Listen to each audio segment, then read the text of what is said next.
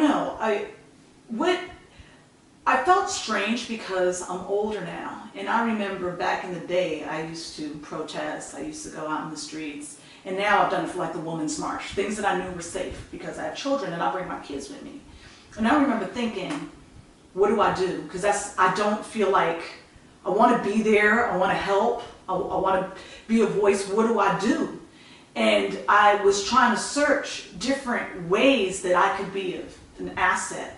Did you feel the same way? And you know, I discovered a way, but how did you feel?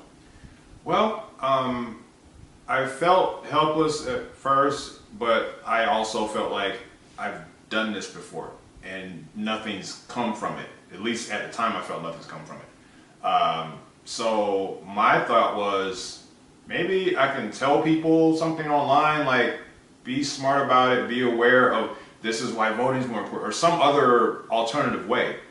Until a friend of mine posted on Twitter that they were wanting to go to a protest, but they didn't want to go alone. And this is one of my friends I really care about. And now I'm thinking protective, like, wait, this is after seeing the riots and the rubber bullets and all that stuff. Like, you're going, and after seeing all that, so I'm like, okay, I don't want to be there, but I'm going to make sure you're safe.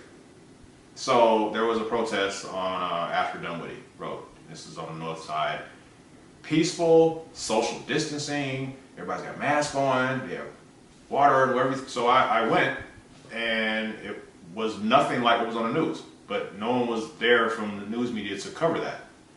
So much so that same person decided to organize their own protest. Black Lives Matter! Black Lives Matter! Black Lives Matter! I got a megaphone in my hand. I'm actually like leading chants and everything. So this same guy who's at home, not trying to be involved in, I've done it, I'm burnt out on it, I'm older, I'm actually helping in just like being active in the same scenario. And so because, I don't know, something about seeing people much younger than me with the same kind of fight and vigor that I wish people older than me still had. Like this, a lot of us have kind of just gotten complacent and given up because we're just used to just being treated like second-class citizens, and we feel hopeless and helpless. So I kind of felt like I was kind of a bridge between the two. Like, I don't know. Do you feel that it was different? Like there was more support from white people, that there was more support from older people, different neighborhoods. How was it different from the past? Well, these that I went to, it was more white people at the particular protest I went to. The cops were actually helpful. We didn't have the experience that we saw on CNN where it's like just riots in the street and like civil war. Damn right. Yeah, the ones I went to were safe and the cops were helpful. There were a couple of people that drove by, go get a job, but then, or one guy that actually came, asked the cop what was going on and being disruptive, and the cop like, well, sir, you can just go home. They have the right beer. So I had a total opposite personal experience from what I was seeing on TV, and I was happy about it and felt empowered. Like we're actually, you know, I felt good about it, but the only downside was no media was there to show that part. You were there, Jarek, with a megaphone, not a camera. I tried to. I did get a little bit of it, just with respect to people's identities, because at that time also people were being singled out for leading protests, and cops were like targeting people and like borderline kidnapping people for organizing. And not looking at agent provocateurs that are like starting fires and burning down things or whatever, and just stirring the pot.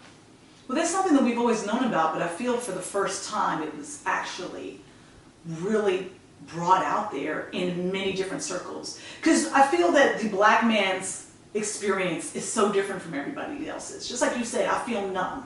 I'm angry, I'm hurt, I'm crying, I'm depressed, but it's more of the same, right? You know, that's one of the things that made me so sad, hearing our elders saying, I can't believe my grandchildren are dealing with the same things I had to deal with.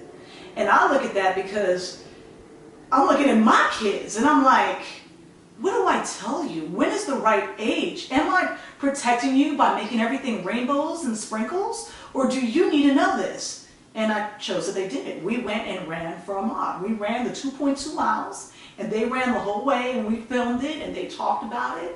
And it was very healing for me because up until that point, I was afraid to speak to them, but I couldn't hide it any longer. and they're black growing up in America. Yeah.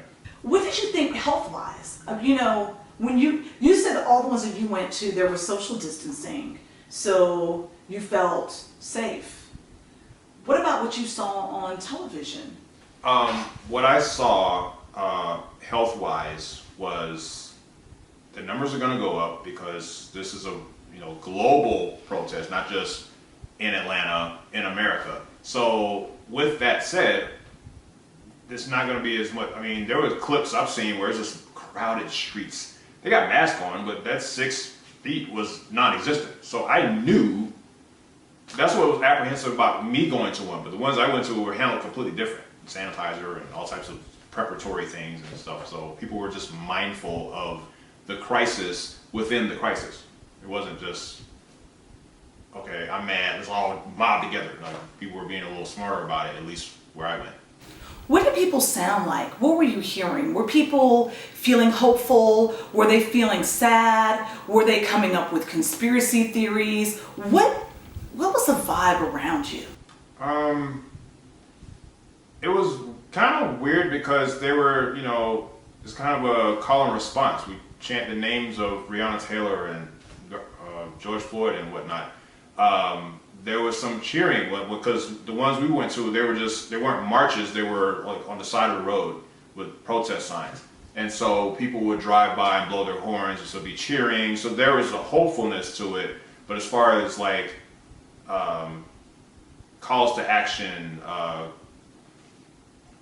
meetings and things like that, I didn't really see a lot of that. It was just more like, we're here with you vibe. We're standing with you, we're rooting for you to get the rights that you should have had all along type of thing.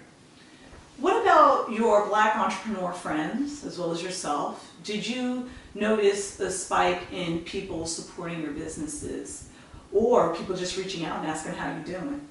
I didn't see a spike. I saw acknowledgement, but not like okay, now everybody's gonna start buying stuff. My business that I formed out of this was my own online shop, mostly t-shirts and photo books. Initially, a few people bought. My mom and aunt bought, to this day, bought more than anybody, which was not supposed to happen. I gave them stuff and they still bought it.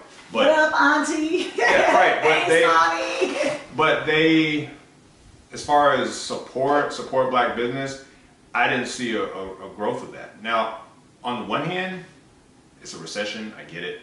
On the other hand, it's one thing to say support black business and actually do it. I didn't really see a spike in that at all.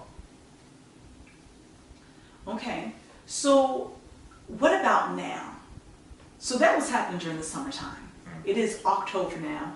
Halloween is around the corner. What do you feel with the election coming up? What do you feel politically, socially? I mean, the president, his wife, and his son got COVID. What is happening? Mayor Keisha Bottoms, how do you feel right now? Did you think that you would be here right now? I feel tactical. I feel like, all right, get ready, what's next? I'm not even wasting my energies on the, emotional side. That can be first thing in the morning when I'm waking up. Get over that part, meditate. All right, now what we gotta do? The election, I voted yesterday. I found my location. I think a lot of people are treating this like an iPhone release. Everybody went on the first day and all I kept seeing was, we in line for 5 hours, and I was done in 10 minutes. So I was treating it like, okay, there's an election, early election start date and end date. I need to go somewhere in the middle where there's not a lot of people, get in and get out, because health is still my concern. I'm not trying to be around a lot of people in an enclosed building. But yeah, everybody was like, it's not a Jordan release. You don't have to be the first one to do it. I appreciate y'all doing it, but you don't have to. The lines and I don't know, is it just a lot of people were off on Columbus Day, or machines were slow? I believe that's part of it, but there's also an extreme importance in getting it done first and fast. That's why I did the absentee ballots even before that. And then you have to watch them. They are in full force trying to stop this. And a lot of people have issues with transportation. You know, and there's some places that have to drive an hour, 2 hours to get places just to vote. So everybody's experience is different, but there is a huge population that has to be careful, and it's better for them to get it out the way now. Yeah, they're still kind of creating the lines though. Like it's like get it out of the way, but just know you aren't the only one thinking go first. Just know when you see a line there, that's a bunch of people. Again, treating it like iPhone release. I want to be the first one. My concern is the process being done correctly? Everybody at the place I went to, there was a smooth, like you fill out the little form, you can turn your ID, whatever, go to the machine. It was touchscreen. It wasn't it wasn't janky. The machines were working properly. Take the paper, put some machine where you put it in, and they log it. Get your sticker and go home. And it was distancing. It was a nice assembly line. There was nobody bumping into each other. So I was more concerned not so much about getting it done fast, but making sure the process is accurate. And so it'll be counted, and we can actually have correct numbers this time instead of what happened in 2016.